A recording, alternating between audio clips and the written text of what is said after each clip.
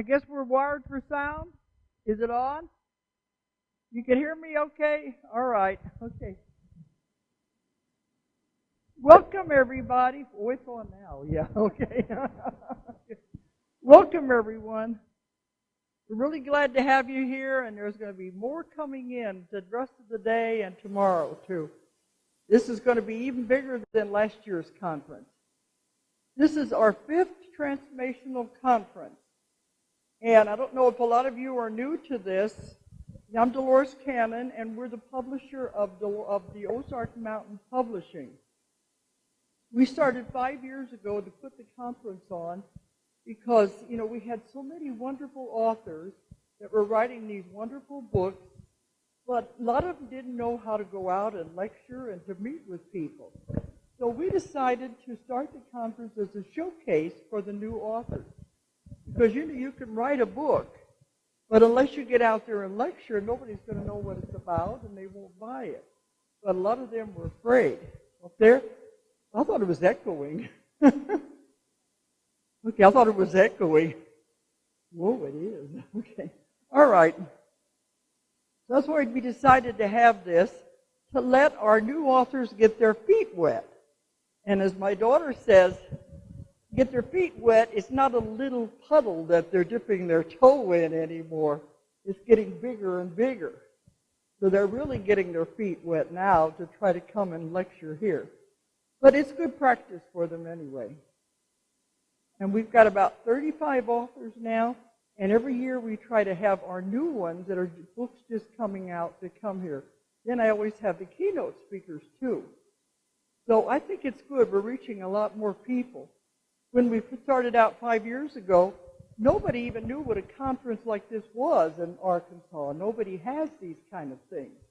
All they have is your psychic fairs. So they didn't know what it was. So I think we're introducing a whole new way of thinking into this area anyway. A lot of you come from other places, but it's just this part of the country is still considered the Bible Belt. And, we're opening a lot of eyes, I think. Okay.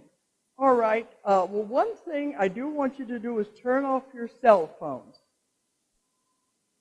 I know we get so connected to those things.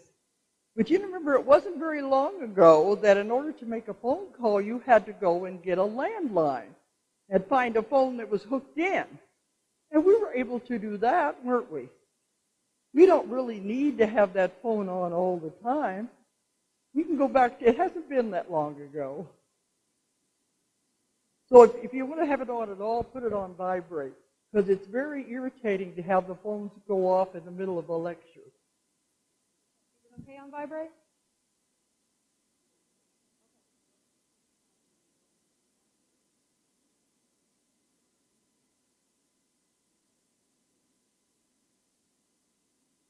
Okay, so he's the sound man.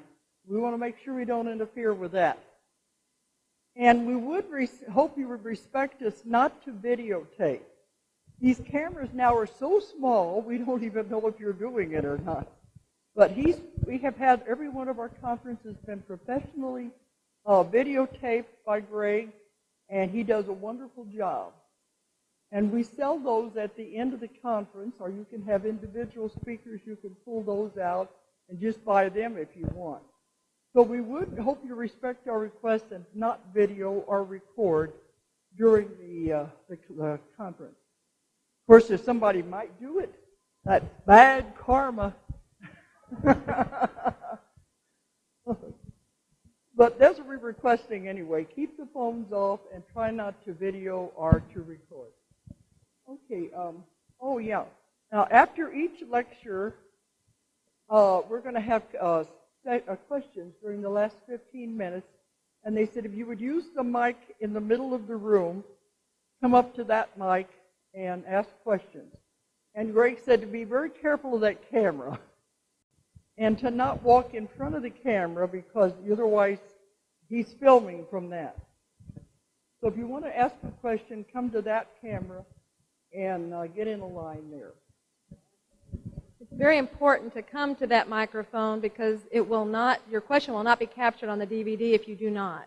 And we need to know all the questions so that we know the full thing that happened here. So, okay. You know, a lot of people stand up and just shout out. And sometimes a lot of people stand up and just shout out, and you can't, people can't hear them, or they'll just ask a question from the back of the room and everybody else can't hear them. So we would like it if you'd use the microphone. Okay, I want one about this, and then if you have anything else you want to add. Oh, yeah. We are very proud and respectful of our vendors. So we do something that a lot of conferences don't do. We have 30-minute breaks between each speaker. And that's so people will be able to go over to the vending area. A lot of conferences that we've attended, they just have one speaker after the other, just enough to get them off the stage, and the poor vendors don't see anybody. Or we've had vendors in the same room that the speaking's going on, and they can't sell during the talks. So we respect our vendors, so we give a half an hour between each talk so you can go and patronize them. And we have more vendors than we've ever had this year. We have the best vendors. Yes. And we have more than we've ever had. And after each of our authors, we will have book signings over in that area. So I will take the author over there immediately following their talk if you want to come and get autographs. Okay, and I have one more thing to add here. One of our authors died while his book was at the printers. And we felt real bad about that. He has a wonderful book, and it was going into the printing, and we got the announcement. They called on the, people called us. We didn't even know he died, and he came out over the internet. And we had just time enough to put it in the book on the copyright page that he had died. He made a wonderful book. It's called The Healing Christ. He was supposed to be here to speak, but it's The Healing Christ. It's Robert Winterhalter. He's very much associated with the Unity Church. What he did, he took all of the miracles that Christ performed in the Bible and explained each one of them, how he was able to do it metaphysically, and how anyone could do any of the miracles that Jesus did. So I thought it was a wonderful book. And it's a shame he didn't get to see the finished product. But probably saw it from the other side anyway. But he wasn't married, so he died all alone of a heart attack in his house.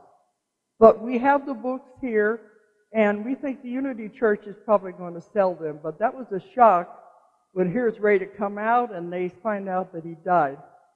So that's his book. Will be available out here. It's The Healing Christ. I think that's everything we want to bring up on those.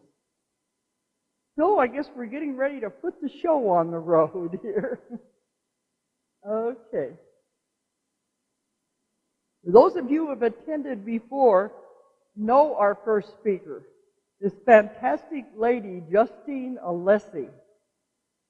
She is a remarkable woman, and she's the master of the tarot. Now, when I decided to do her book, you know, you say tarot is tarot. It's all the same. Hers is not. What she did was take the tarot, you know, the old meanings and from the books you've always got, or they go back hundreds of years, don't they? Oh, yeah. And they're the traditional readings. Well, what she did was bring the tarot into the modern times, and she has given the definitions as they relate to our times. And that's what her book is about. It's called The Rebirth of the Oracle. And it's very easy to read, and you can follow it with the weight deck, and you can do what she tells you to do. But this woman is absolutely fantastic. Her readings are so accurate. She's been coming now for 5 years.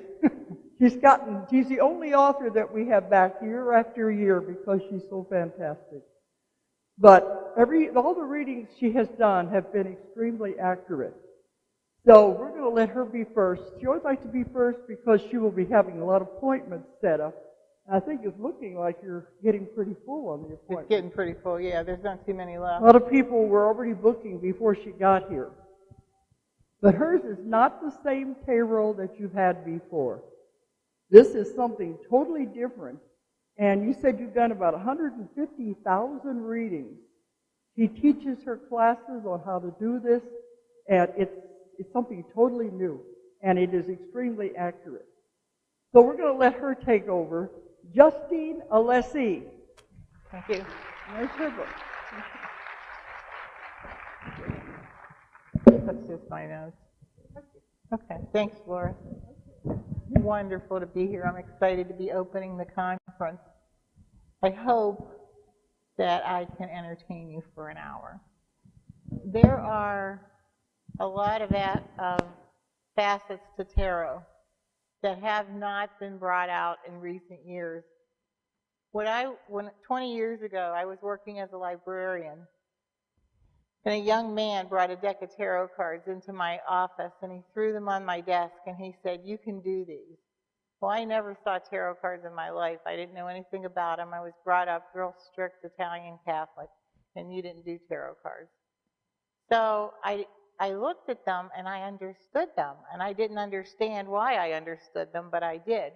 And I had a brief flash, and in the flash, I was in a white room, and I was sitting at a table, and on the table were these little papers with symbols, and I couldn't see myself, because you know when you sit, all you can see is your lap, and I saw my dress, and it was like a linen, kind of a rough weave linen, and I knew that my name was Rama, and then the flash went away. That afternoon, a woman came in, and she was an Indian woman from Tucson. She brought her children into story time. And she came by my desk, and she said, "Wow, tarot cards." I said, "Do you know anything about these?" She goes, "Yeah, I know how to read them." So I said, "Would you show me?" And she said, "Yeah, I'll show you." So she showed me how to lay them out. From there, I've done them. Nobody ever taught me. I just understand them. They actually talk to me. And I think that that's what I was meant to do, because about 10 years later, I was taking an appointment, and the lady called my office, and she wanted an appointment. And I asked her name, and I knew my name at the time was Rama when I had the flash. And she said her name was Rama. And I said, "You're kidding." And she said, "I'm going to bring you something." Well, she brought me from the internet a printout. Rama is the Hebrew word for the spoken word of God. That really fazed me, and I thought everything I say better come from the mouth of God, because I will never ever dishonor the tarot by being a charlatan. I refuse. What I've done with Rebirth of the Oracle is I've brought the tarot into the 21st century by writing things in it like identity theft, internet dating, abortion, cohabitation, things that they didn't have in the 12th century. The belief is that tarot came from the 12th century, that the Egyptians used it, the priests and priestesses, to help people solve problems.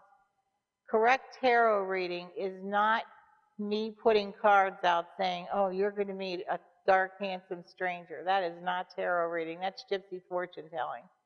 Tarot reading is you saying to me, "I'm having a problem with my relationship, and this is what I need to know." And I can answer that. You can answer any question with the tarot. When I do a reading, I have no limits to the questions that you can ask. My readings here are half an hour. I think I have there's a few slots open. Many of them are taken up. They pre-register. But there's some open, and I'll do as many people as I can do. I don't stop. I just keep going until I'm done.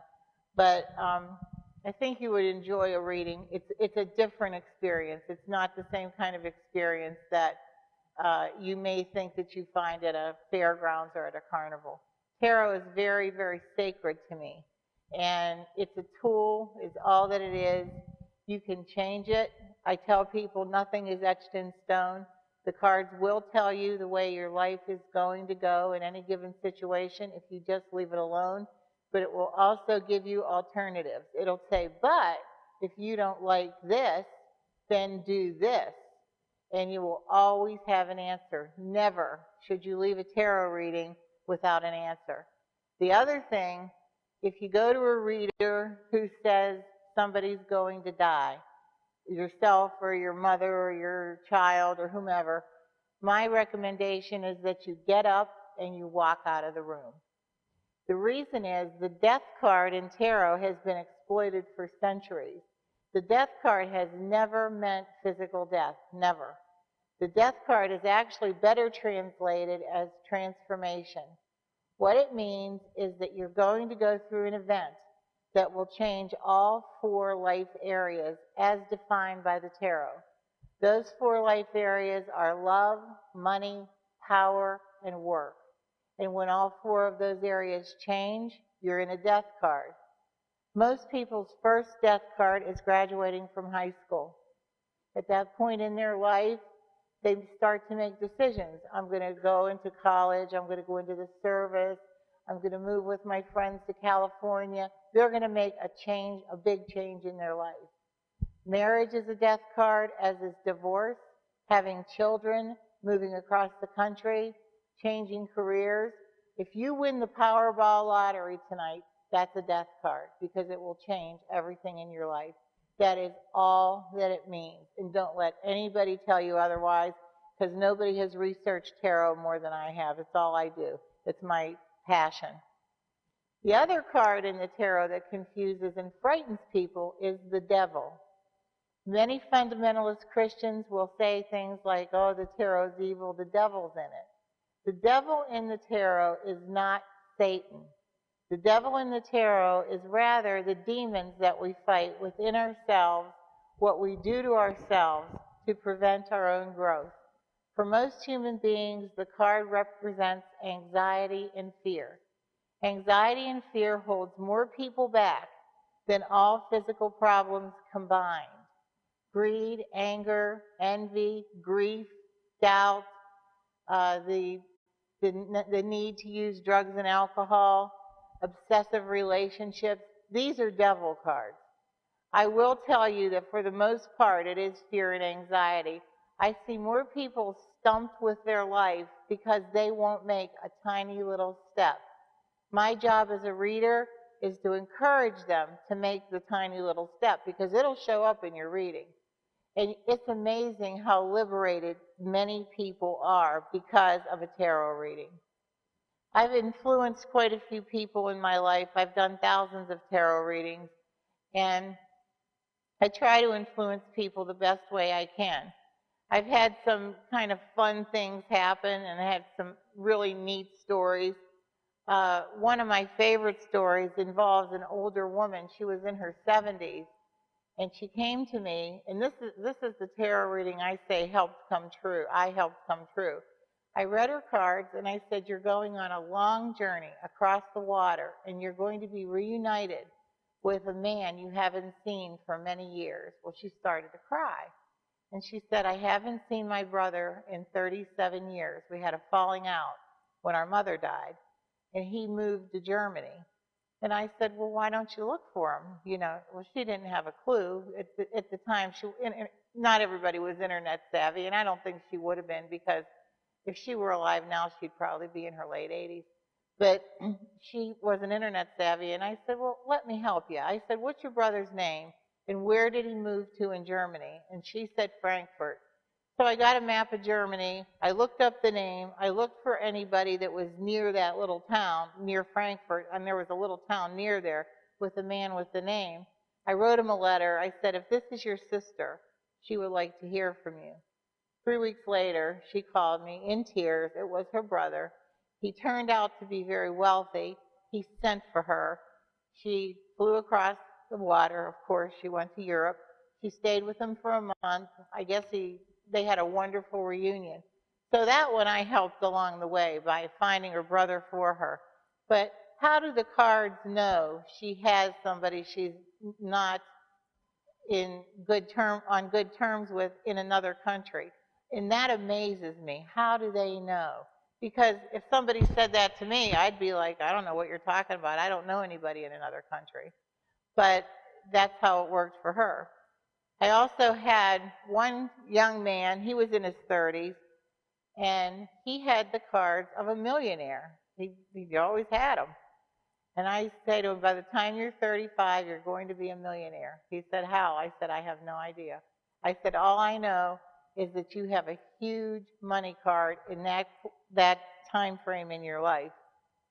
Well, shortly thereafter, it was probably about a year later, he went on TV to that show, Who Wants to Be a Millionaire?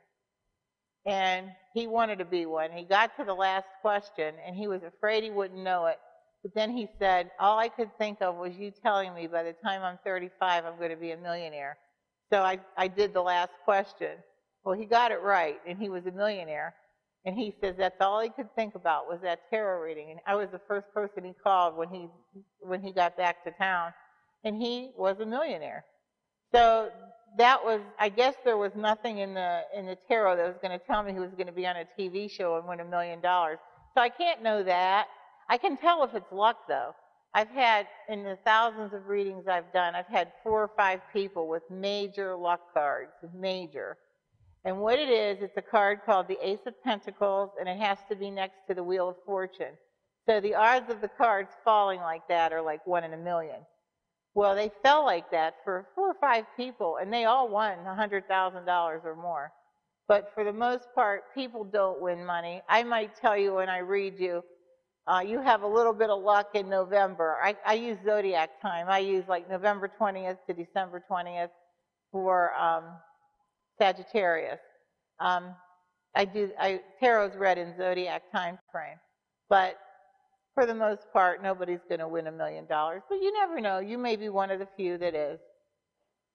I've also done, I'm looking at my notes, a very famous, I don't know if any of you follow extreme sports, but extreme sports are like young people, and they do kind of crazy things on motorcycles and dirt bikes and things like that. Well, this one young man, he was a construction worker, and he kept coming to me, and he used to ride a dirt bike for pleasure. And he did a lot of tricks with it and stuff. And I said, you know, Trevor, I said, you've got cards of fame. And he's like, what do you mean? I said, you have cards, which is called the Chariot. And it's a card of fame and recognition, depending, of course, where it falls in the reading. And every time I would read his cards, he would have the cards of fame. So he said he got tired of hearing me. So one day he put his dirt bike on the back of his pickup truck, and he went out to Los Angeles. And he entered a dirt bike contest, and he won. Well, he's one of the original extreme sports dirt bike, like motocross they call it, motocross riders. He's very well known. He's very famous. He leads the pack in that kind of a sport. And he said, had I not told him that, he would have never known to do that. And he said it gave him the courage to take the chance and get out there and ride his motorcycle or his dirt bike. And he's famous. He's very famous. I also have people who have said to me, you saved my life. There are health cards in the tarot. There is a health card for every part of the human body. For the most part, I will say 98% of people do not have serious health cards. Most of us get through life in a kind of an average, normal way. We don't have big ups and big downs. We just have average lives. But sometimes there will be a health card there that's frightening.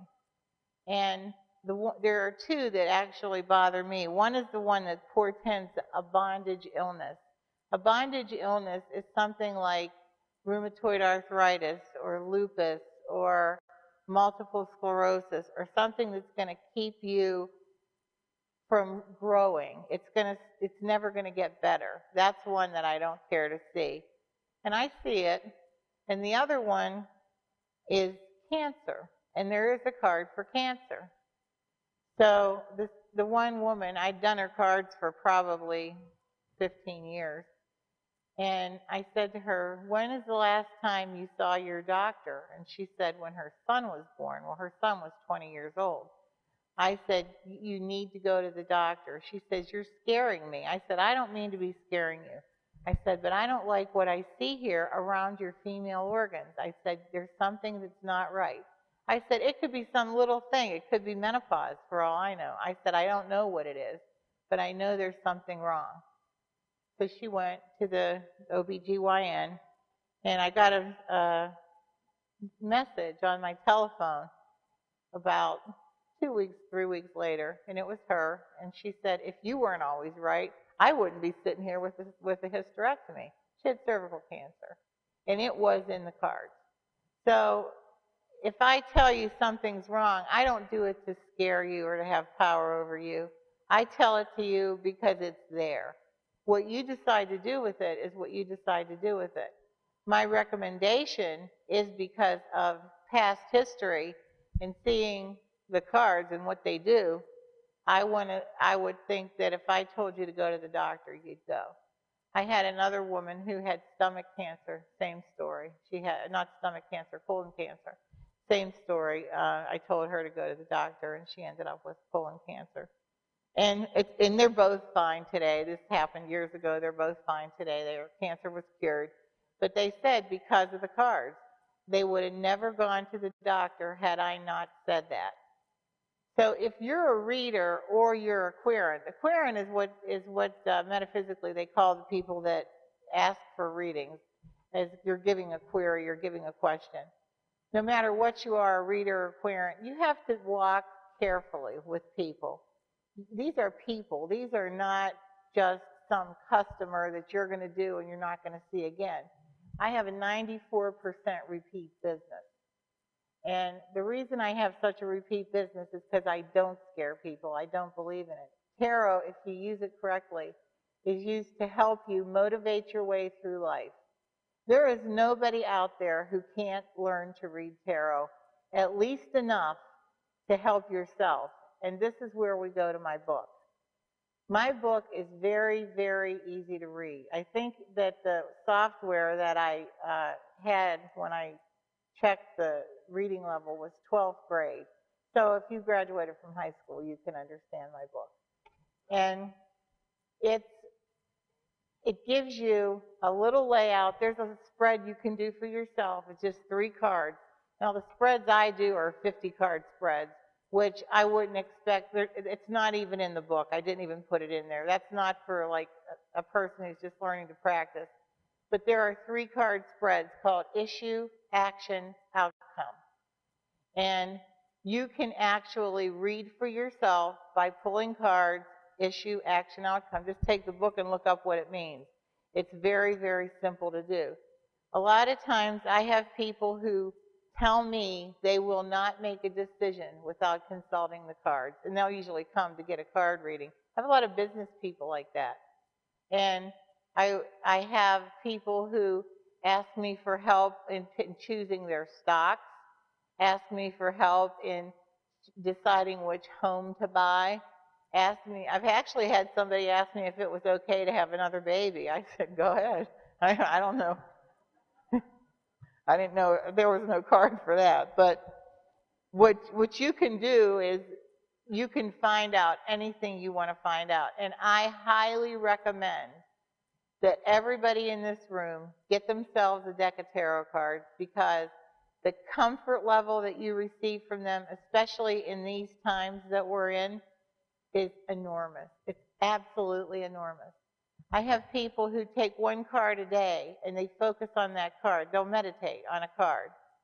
The singular most important card in the tarot is called the Ace of Swords, and it's the card of power. Pictured on the card is a hand holding a sword upright, like this. When that sword's held upright, I know the person for whom I'm reading has control of their life. When that card's upside down, I know the person for whom I'm reading is allowing somebody else to take over their power, and that's the worst thing you can do. Probably the words I've said the most are take back your power, because you can tell from the reading, and you can tell from even a 3-card spread, if you're letting a spouse, a child, an employer, a friend, a mother, anybody take your control of your life where you're unhappy, the cards will tell you, take back your power. And I've got people who will come back to me 3 months later and say, I did what you told me, I took back my power, and now I'm so happy. And it becomes a mantra, keep your power, because it's the most important thing that you have. And tarot is based upon the power that we as individuals and human beings have to do what we want to do, to be what we want to be. And tarot is no more than a tool for enlightenment. There are 4 areas of tarot. There are 4 suits of cards. Regular cards came from tarot cards. Swords in tarot are spades. Cups are hearts. Pentacles are diamonds. And wands, which is like magic wand, wands are clubs. They all mean different things. Pentacles is money. Swords is power. Cups is relationships. And wand is your work, your day-to-day activities. Work in the tarot includes not just going to your job, but getting through your day, doing the laundry, and going to the grocery store, and watching TV. Just your day-to-day activities. So life is divided into 4 areas: love, money, power, and work. In the tarot, you will get answers to all 4 of those areas. It will never let you down. It will answer any question that you have. And sometimes you'll see a real imbalance. I'll see people who are so wrapped up, for instance, in a love relationship that is not healthy, that the rest of their power, money, and their day-to-day activities goes to the wayside. And they don't have a full grasp on it. Thus, they lose power. The top 3 questions in tarot are, will I ever have love? Will I ever have money? And where do you hear the third one? Will I ever lose weight? Those top 3. The biggest issue that I deal with is abuse. And children who are, or parents who are single parents. Those are the 2 biggest issues. Many people come to me who have a beautiful life, don't get me wrong. They have a wonderful spouse, they have got kids that are successful, they have money, but those people don't need a tarot reader. The only reason they get their cards read is because it reinforces the goodness in their life. The people who need you or me or whomever the reader is are the ones with problems, and that's your job. When you're a tarot reader, your job is to help a person solve their problems. And the way you're going to help them solve their problem is by using the tool of the tarot to tell you what to tell them. The tarot has 78 cards in it, and it encompasses all life areas. You can always find your answer, always. You will never be stumped for an answer. As far as I can tell, we need to help each other in one major way. And this has become, it's kind of a mission with me, actually, in the last couple of years, which is that there is an epidemic of fatherless children out there. I run into more people who have women who get their cards read, whose husband or the father of their child, however, whether he's their husband or not, has left and abandoned that child. These women are in grief. They're in grief. They've got kids.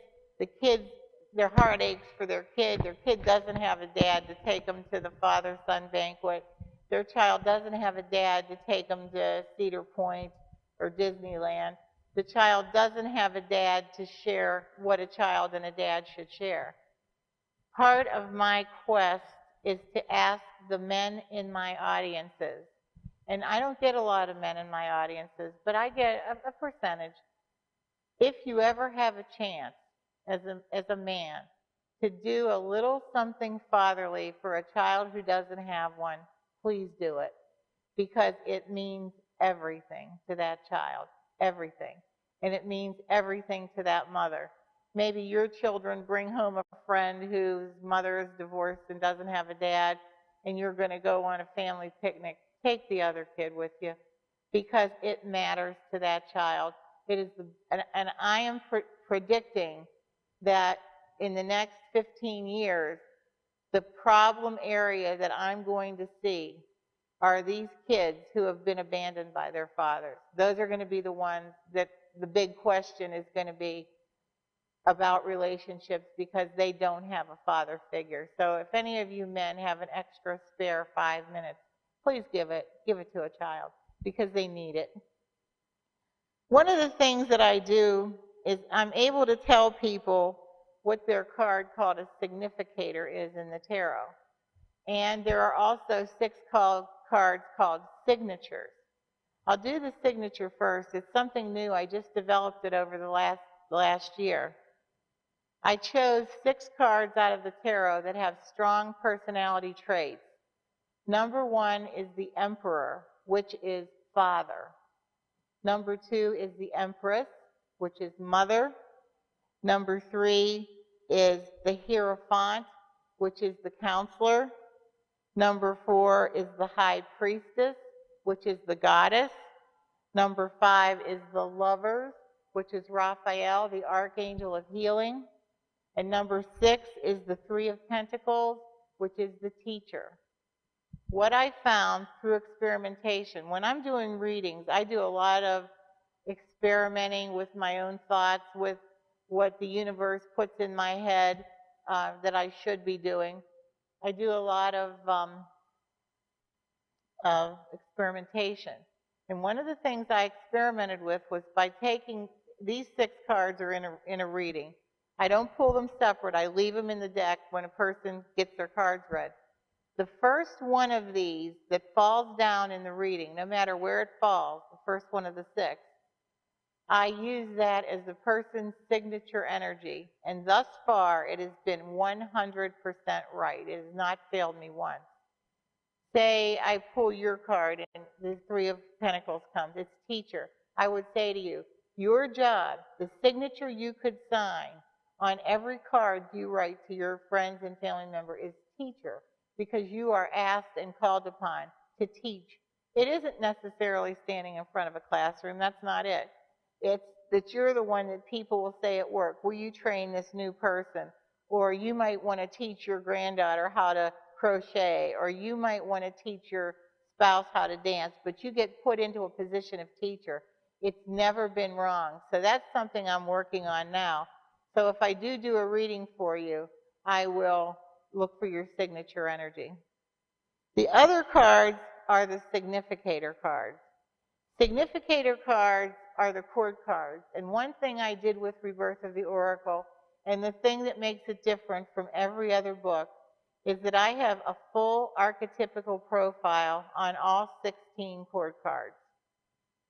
Other books would have, say, Queen of Cups, which is Queen of Hearts. It would say intuitive, fair-haired woman. That was the total definition of the Queen of Cups. My book has 12 pages on the Queen of Cups, because over the years of talking to all the hundreds and hundreds and thousands of people that I talked to, I began to realize that archetypical personalities were evolving. I started to keep notes, down to things like what people like to do and how they respond to certain stimulus, all kind of things. And I wrote a book. And Dolores, of course, Ozark Mountain published it. And it's pretty popular when people are learning the tarot because of the court cards in it. It helps you to learn it. The gift I seem to have is I can walk through a crowd and I can tell what a person is, just by the way they feel. There's like an energy that comes from people. I don't think I'm the only person that can do that. I think we all, if you knew the energies, I think anybody could probably do it. You would have to study the energies, though. So I'm going to come down there, and I'm going to take a drink first, and then I'm going to walk through here and do a few of you, and we'll see. You'll see how, if you like it. It's something that I do when I read your cards. I give you your energies. I talked to a few people when I first came in. I'm going to start over here. I have to wait till I get on top of her to see. I don't have my reading glasses on. Maria.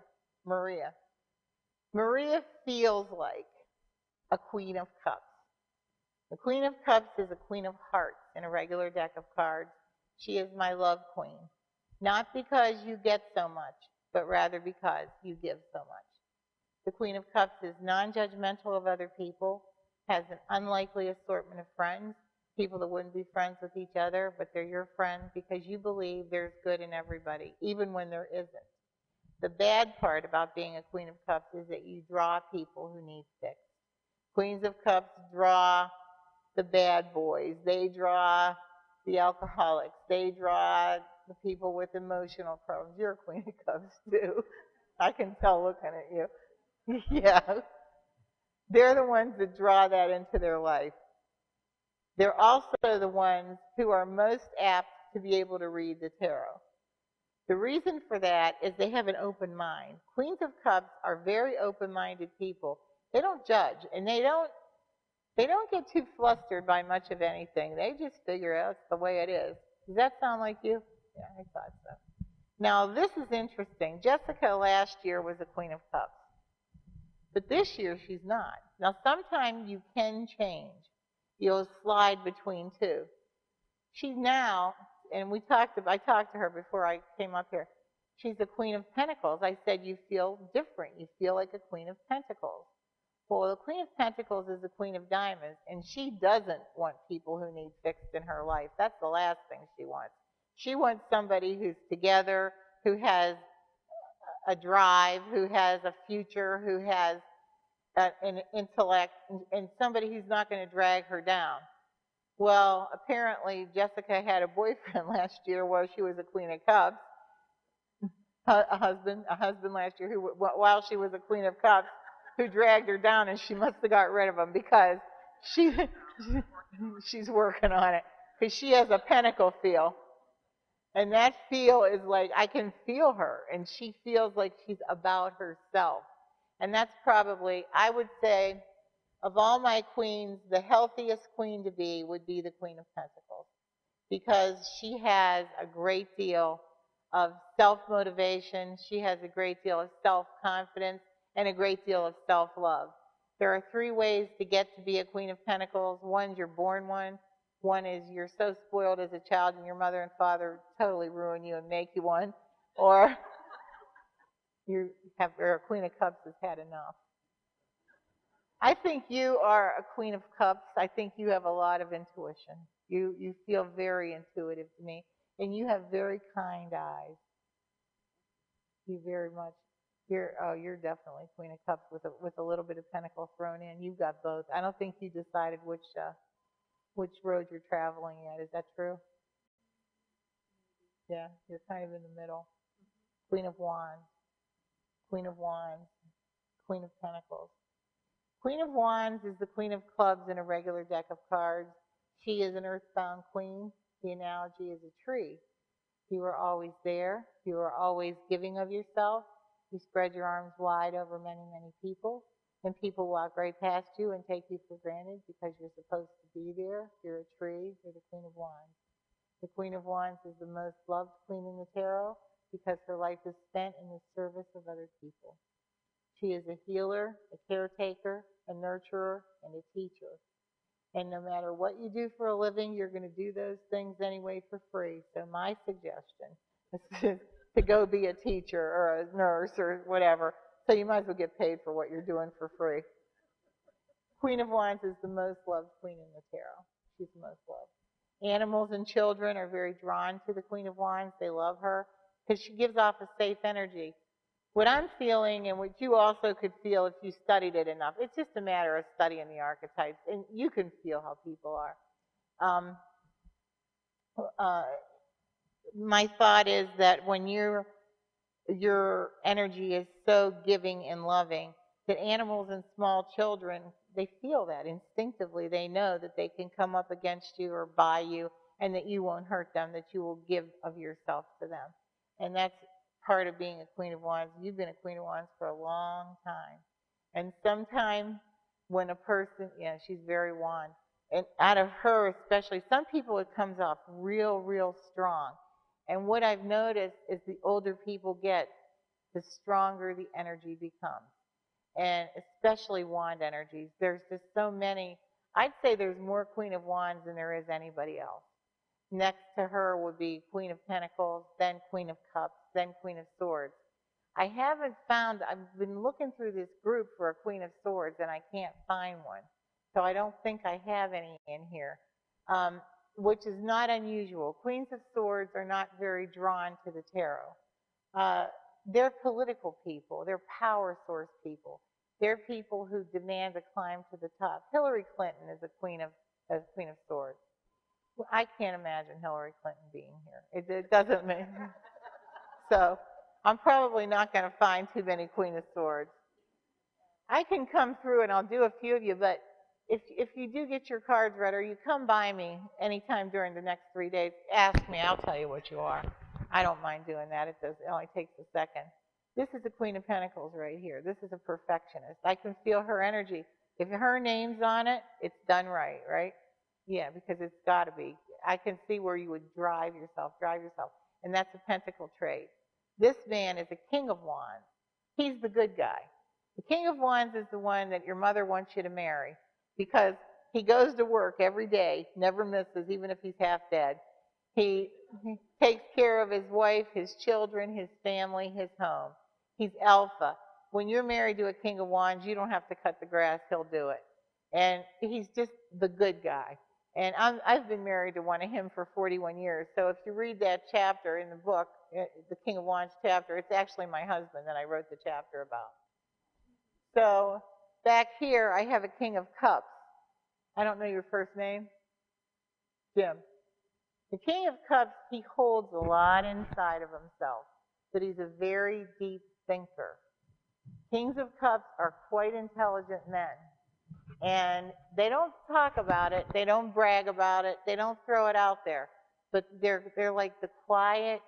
Did you ever see the statue, the thinker? That's the King of Wands, or the King of Cups rather. He's the one who thinks everything through to every logical possible conclusion until he could drive his wife nuts. But he's a thinker and kind. In the King of Cups, there's like a counseling energy. If you ask his advice, he'll give it. He won't give it spontaneously, but if you ask him, he'll give it. And it will be good advice. And there's a kindness to the King of Cups that a lot of men are too, I want to say, almost embarrassed to allow people to see. Let's see if I have anybody else that's different in here. I got lots of wands and a lot of wands. Your cup. Your wand. Your wand with pentacle. Cup. Wand. Wand. Wand. Pentacle. Let's see. Wand. Cup. Wand. Wand. See a lot of wands in here. I'd say this whole room is like wands, just about. Cup, wand. You're hard. I think you're a dual. I think you may be a mixture between a pentacle and a wand. You might have a little sword in you. Are you interested in your community? No, this lady right here. You're interested in your community? Yeah, there's a little sword energy. I didn't notice you earlier. I don't think that you're Hillary Clinton by any stretch, but I think that you have a lot of community mindedness. Yes? Yeah, that's a sword energy. You got a little bit of sword to go mix in with your Queen of Cups. And then every now and again, I'll get a woman who has accoutrements of all four queens. I will call Dolores Cannon one because of what she's done with her life. You don't get to be this. It's called the High Priestess. The High Priestess is a woman who has accoutrements of all four queens. She has the compassion of the Queen of Wands, the intuitiveness of the Queen of Cups, the creative energy of the Queen of Pentacles, and the community, the world-mindedness, and the boundary setting of the Queen of Swords. We don't get too many High Priestesses. I've probably met 20 of them in my lifetime. But Dolores, look what she's done with her life. It's obvious to me that she's got to have the compassion of the Queen of Wands to do what she does, to help people with her readings. Definitely intuition. I mean, she's talking to the other side constantly. Certainly creativity. She's a writer.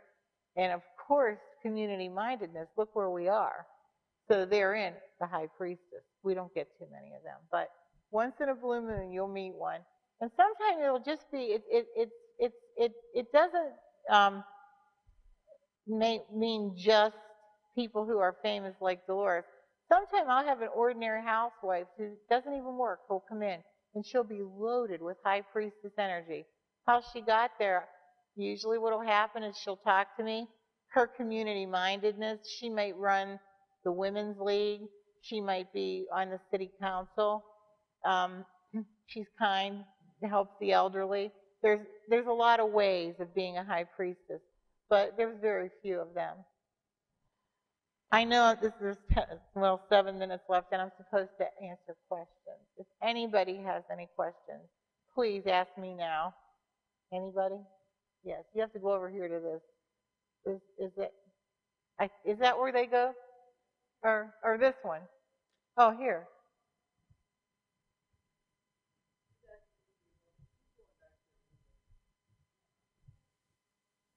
Is it on? I don't hear it.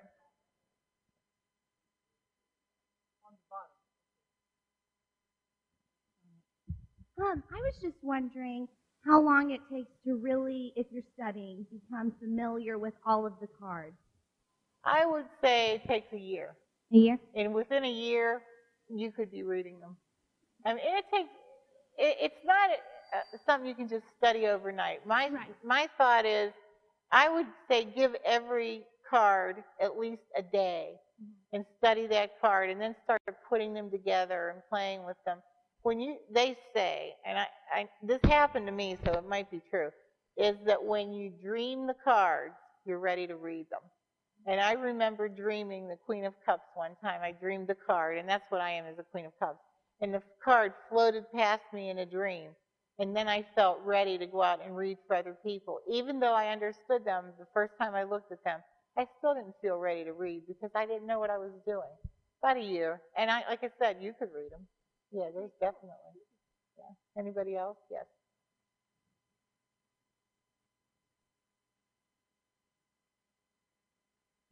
Wondering where the source comes from for the cards. Like the people you're reading, do you have them hold the card? I have them shuffle them.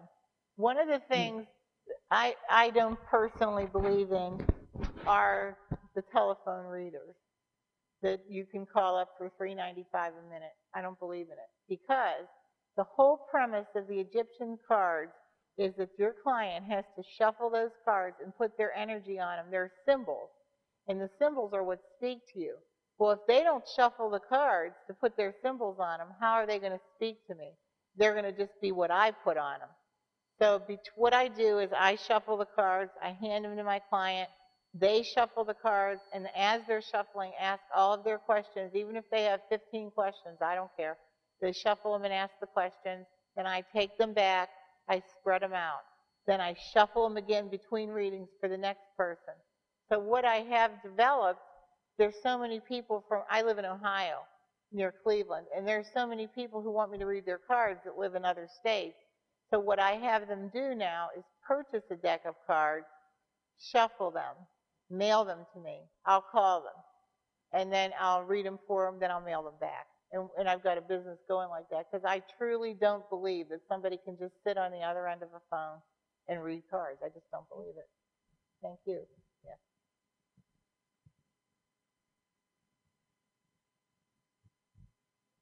The first one is when you're doing a reading for someone, like say you're doing a reading for me. King of Cups. Do you get messages about like spouses and children? Yes. And that Anybody who's close to you. I can answer questions about your daily life for yourself and those who are close to you regarding anything at all. There's nothing I won't answer, unless I won't answer questions like negative to another person. That's not fair. But yeah, I can do that. Okay, then my second question, last year you gave a prediction for the economy. You said within 2 years it would be kind of going along, and then in 4 years the economy would really be recovered. I still go with it. I still feel the same way. And I know that, we haven't seen a great recovery, but we've seen some. And even look at the group of people that are here. This, to me, that's a sign of economic recovery because people can afford to come. But you're King of Cups. You could read tarot. You should get a deck for sure. Cup people more than anybody, I think, are the most apt to try it. Yeah, you definitely could do it. Thank you very much. You're welcome. Anybody else?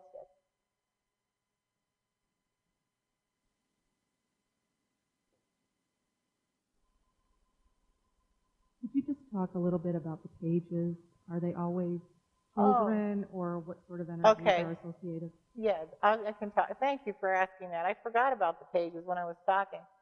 The pages are the children of the tarot, and I have a chapter in my book called The Children of the Tarot, and those are the 4 pages. Again, pages, they fall into the 4 categories. The page of Pentacles, which is the creative child. The page of Cups, which is the intuitive child. The page of Wands, who is the loving, compassionate, loves animals and other kids' child. And the page of Swords, who often has a difficult childhood. We have kids that have a difficult childhood. There are other meanings on the pages. The pages bring good news. If you have a page of Cups in the reading, that means you're going to receive, it sometimes means. Now remember, as the reading strikes me is what it means. It could mean a child coming into your life, but it also could mean good news about love. The page of Pentacles, good news about money. The page of Wands, good news about work. And the page of Swords, good news about health. So pages are used as bringers of information as well as children. Did that answer for you? Okay. Anybody else? Yes.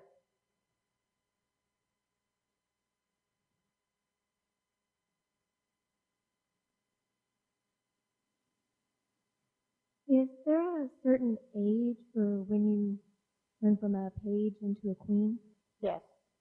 Well, I think it's more of a mind age. I've got kids, the pages probably up through about 13. And then I go a little past it. But I've got some women especially who, they're queens when they're 12 years old. They just seem to know so much. It's more girls than boys. I don't get it much with boys. But for boys, the cards have the knights, which are young men. But there's no card for young women, so I got to make the queens pretty early on.